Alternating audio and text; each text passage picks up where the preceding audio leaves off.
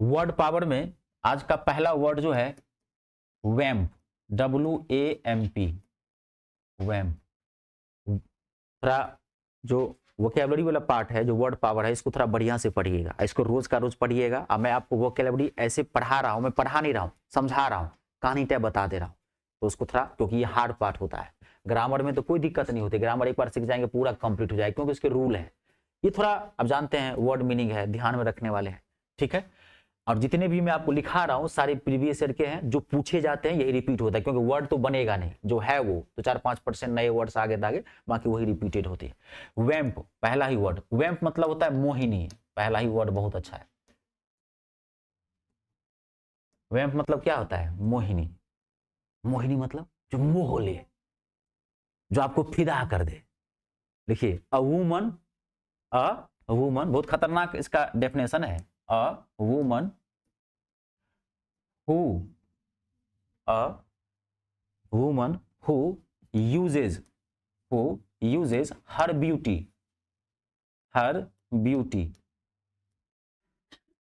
to attract, ATTRACT है, attract man या young।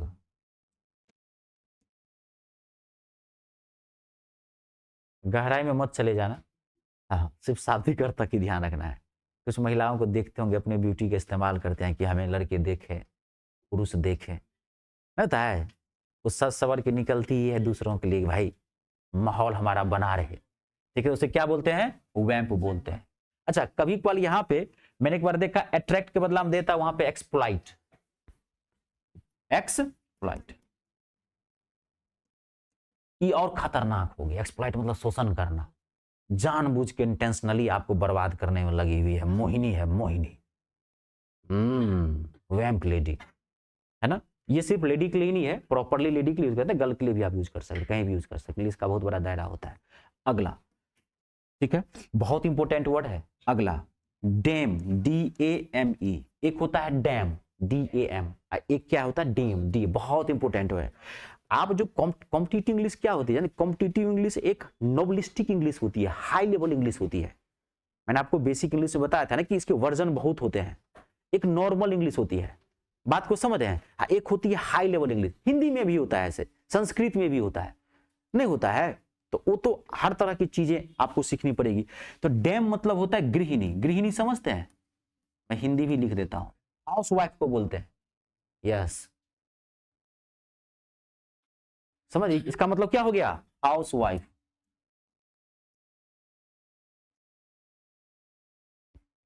Competitive English में जो वोकैबुलरी पूछे जाते हैं वर्ड पावर, वो तो बेहतरीन होते हैं, आपको पढ़ने में बहुत अच्छा लगेगा। हाउस वाइफ, नॉर्मली आप हाउस वाइफ यूज करते हैं, नॉर्मल इंग्लिश होगी, लेकिन कभी भी मान लो उसके ऊपर ऐसे लिखा जाए, कहीं आप उसके ऊपर कुछ लेटर लिख रहे हैं, गृहिणी है ना, मेरी माँ एक गृहिणी, तो आप हाउस वाइफ वहां लिखोगे ना तो वाइफ, गौर करो निगेटिविटी झलकती है। हाउस वाइफ, हाउस वाइफ आपके पिताजी की, अगर पत्नी हाउस वाइफ है तो मैं ये बात हाउस वाइफ बोलूं तो, लेकिन आपको अगर गृहिणी के ऊपर हाउस वाइफ पे लिखना है तो वहां हाउस वाइफ नहीं करके वहां अगर आप डेम दे दोगे तो क्या लिखाएगा? अच्छा लगता है। बात को समझ रहे मैं क्या कर रहा हूं आपको?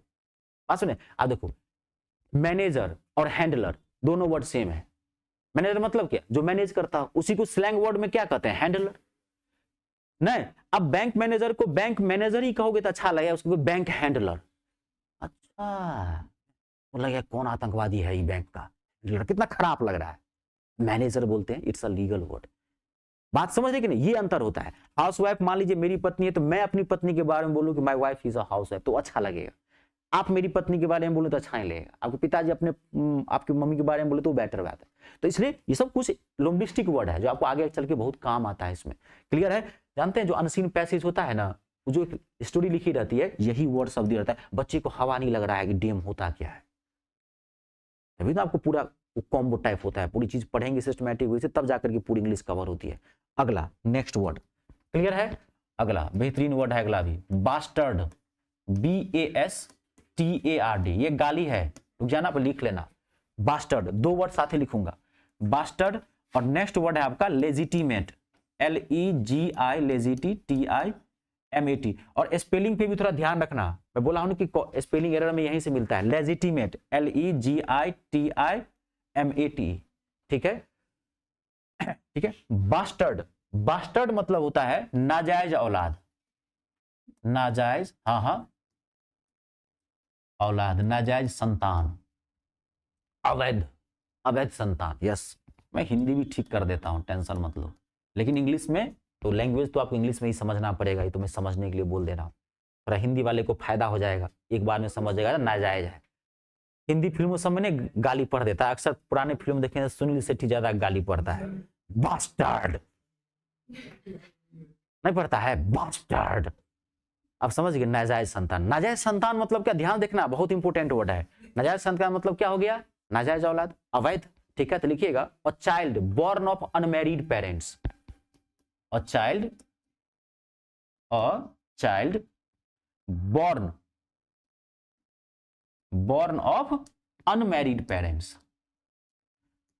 पहले जमाने की जो फिल्में देखेंगे आप, उसमें हीरोइन अति हीरो जो था हमेशा नाजायजे होता था, बास्टर्डे होता था, नहीं होता था। उसकी मम्मी छुपके से सिंदूर कर रही है, नहीं, क्योंकि उसके बाप का नाम ही पता नहीं, लापता है वो, नहीं होता है। पहले की फिल्म देखेंगे ना, तब एक फिल्म नहीं अजय देवगन का नाजायज, अभी जिंदा हूं तो जी लेने दो, भरी बरसात में पी लेने दो, नहीं देखे हैं।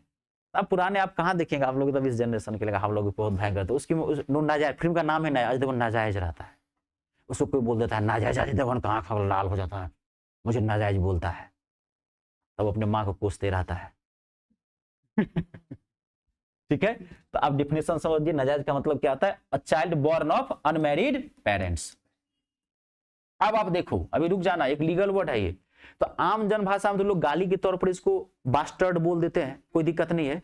अब यहां देखिए, लेजिटिमेट, इसका एक वर्ड और आएगा जब सीखेंगे। लेजिटिमेट मतलब क्या होता है, जायज संतान, वैध, जायज संतान, जायज औलाद।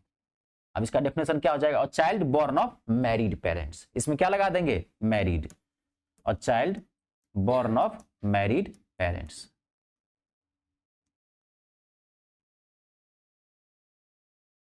आई बात समझ में, क्लियर हो गया। और child born of unmarried parents, पहला हो गया, आइए हो गया, और child born of married parents, ठीक है। अब देखिए, तो लेजिटिमेट, अब देखो, अब जब कोर्ट में ऐसे हम आपको इस सब की जरूरत नहीं पड़ती है, जो बड़े बड़े घर में है ना, दौलत को लेकर के बहुत लड़ाई झगड़ा होती है, तो उसमें ना लेजिटिमेसी और इलेजिटिमेटी का एक कागज बनता है कोर्ट की तरफ से। बहुत सारे लोग ऐसे दावा कर देते हैं, तो कोर्ट जब मान होता है ना, तो कोर्ट जो है इस पर एक सर्टिफिकेट मांगता है। अगर कल आपको, मैं बता देता हूं, ऐसे हमारे आपके घर में ऐसा नहीं होता है, कल आपको अपने पिता के ऊपर या संपत्ति का अधिकार के लिए जताना पड़े कोर्ट में, अगर मामला जाए, ऐसे तो हम लोग को चाहते हैं कि भाई इनका ही हो, लेकिन ऐसा होता है। एक आप घटना सुने होंगे, बायोलॉजिकल, एनडी तिवारी का नाम सुने, नहीं सुने हैं, कभी विकिपीडिया पे सर्च कर लेना। भारत के सबसे अब तक का रंगीला बुढ़ा हुआ, मरते मरते, हाँ मरते मरते भी अपना एक जो है सो छाप छोड़ के गया। 80 साल में भी 10 महिलाओं के साथ होली खेल रहा है, और वो था कौन, कहेंगे इतना सर खतरनाक आदमी कौन था, 80-50 हजार, बाप रे, उसके ज्यादा अय्यास अभी तक कोई हुआ नहीं भारत में, जो दिखाया प्रदर्शन किया। और ठाक जानते हैं कौन, यूपी का पूर्व सीएम और राज्यपाल, कोई खौफता नहीं था उसके सामने, एनडी तिवारी, नारायण दत्त तिवारी। उसके ऊपर एक आदमी जो है, ये सब केस सिर्फ मैं जानकारी भर के लिए दे रहा हूं आपको, एक लड़का जो है उसके ऊपर केस ठोक दिया, ये हमारा बाप है, जवानी में हमारे मम्मी के साथ गलत काम किया था, हाँ केस ठोक दिया संपत्ति को लेकर के, नाम हासिल करने के लिए। वो मामला कोर्ट में चला गया, तो उसी में ये लेजिटिमेट बायोलॉजिकल फादर की बात चलने लगी, वहां पे लेजिटिमेटी साबित करना पड़ता है, तब इसमें भाई आप तो तभी सर्टिफिकेट बनेगा, संपत्ति विवाद में आ जाएगा। ये लीगल वर्ड है, ये लीगल वर्ड नहीं है, ये तो आप गाली गलौज में बोलते हैं, ठीक है। हाँ, इसका लीगल वर्ड क्या, देखो तो आप देखो, लेजिटिमेट, इसका जो सिनोनिम होता है, ये तो गाली गलौज में, इलेजिटिमेट, इसके पहले आई एल लगा दो, I double L E T mate, ये हो गया। अब है ये लेजिटिमेट हो गया, ये क्या हो गया, लेजिटिमेट हो गया। बाद में उस लड़के को जो है सो मरवा दिया, उस पावरफुल आदमी था, अब वो मरवाया भगवान जाने, क्योंकि मैं ऑनलाइन रिकॉर्डिंग चल रही है तो मैं कैसे बोल दूं, हाँ पता चला मैं ही जेल चला गया, कोई सी का बेटा देख लिया, हाँ अब तो सोच समझ के बोलना पड़ता है ना, तब मैं ये नहीं कहूंगा कि वही मरवा दिया, लेकिन हाँ, लेकिन वो लड़के जो है सो एक्सीडेंट में मारा गया, इसका मैं अब इस पे क्या कहूँ, कौन मरवाया नहीं मरवाया, तो जो आता है वो बायोलॉजिकल फादर का कि हमारा बाप है, हाँ, अगर ऐसी कभी बात आती है तो कोर्ट में आता है और ये सर्टिफिकेट अब आपको बनवाना पड़ेगा, लेजिटिमेसी का और इलेजिटिमेसी का। क्लियर हो गया? नेक्स्ट वर्ड लिखिए अगला। क्लियर ना? ठीक है, अगला वर्ड लिखिए। अगला मोस्ट इंपोर्टेंट वर्ड है अगला भी, यूलोजी, EULOGY। It's a very very important word. यूलोजी पढ़ते हैं इसको, क्या पढ़ते हैं? यूलोजी। यूलोजी मतलब होता है प्रशंसा पत्र, प्रशंसा पत्र। यानी कि आप एक समझा लो, मैं था स्तुति गान समझते हैं आप ना, किसी गुणगान समझते हैं? गुणगान, किसी के ना, किसी की बहुत तारीफ करना, समझ रहे हैं? हाँ, किसी के बारे मतलब नहीं, इसको चमचागिरी भी नहीं बोल देना। हाँ, मतलब किसी की ना बहुत तारीफ करना, वो शायद मान लीजिए हमारे भगवान भी हो सकते हैं, हनुमान चालीसा, उसी क्या है? वो स्तुति गान है, प्रशंसा पत्र है वो। हाँ, ये आप इसको अंधा मत लेना किसी को भी। एक होता है प्रशंसा करना, एक होता है किसी का गुणगान करना। गुणगान मतलब समझते हैं, उसकी सारी गुण के बारे में बतलाना। आप कोई देखेंगे कि कोई मान लीजिए मोदी भक्त होगा तो मोदी की एक बुराई नहीं कर सकता, सुन नहीं सकता है, ऐसे लोगों को यूलोजिस्ट बोलते हैं। ठीक है, हाँ, उसका एक मतलब वो समझिए, इसका वो मतलब डाई हार्ट फैन है, इस तरह समझते हैं। तो क्या कहेंगे? An extreme praise, an extreme या और हाईली प्रेज भी बोल सकते हैं, कोई दिक्कत नहीं। एक्सट्रीम, एक्सट्रीम मतलब क्या होता है? अत्यंत। ठीक है, और लॉट ऑफ भी बोल सकते हैं, कोई दिक्कत नहीं। अ लॉट ऑफ प्रेज, अति प्रशंसा, ज्यादा। अ लॉट ऑफ प्रेज या एन एक्सट्रीम प्रेज, ठीक है, अबाउट, ABOUT, अबाउट समबॉडी और समथिंग, समबॉडी और समथिंग। STS शॉर्ट में लिख दिया हूं, समथिंग। STS मतलब होता है समथिंग। शॉर्ट में समबॉडी को क्या लिखते हैं? SB, आगे यूज कर दूंगा मैं। समबॉडी मतलब SB, समथिंग मतलब STH, शॉर्ट में लोग यूज करते हैं टाइम बचाने के लिए। आई बात समझ में? अगला नेक्स्ट वर्ड बहुत इंपॉर्टेंट है। क्लियर है? अगला था, ध्यान देखिए। देखिए, एक वर्ड होता है फ्लेमेबल, FLAMMABALE, फ्लेमेबल, बहुत इंपॉर्टेंट वर्ड है। FLAMMABALE। फ्लेमेबल को इनफ्लेमेबल, इनफ्लेमेबल भी बोला जा सकता है। IN, इसमें सिर्फ IN लगा दीजिए। FLAMMABLE, थोड़ा समझना पड़ेगा, पहले आप लिख लीजिए। इसी को आप बोल सकते हैं कंबस्टिबल, COMBUSTIBLE। इन तीनों की मीनिंग लगभग लगभग सेम होती है, ये सिनोनीम है। इसका मतलब होता है जिसमें आग आसानी से पकड़ ले, that Burns easily, that Burns, BURNS, Burns easily, जिसमें आग आसानी से पकड़ ले। अब आप थोड़ा यहां ध्यान समझ लेना, जिसमें आग आसानी से पकड़ ले। ठीक है, तीनों का मतलब वही होता है।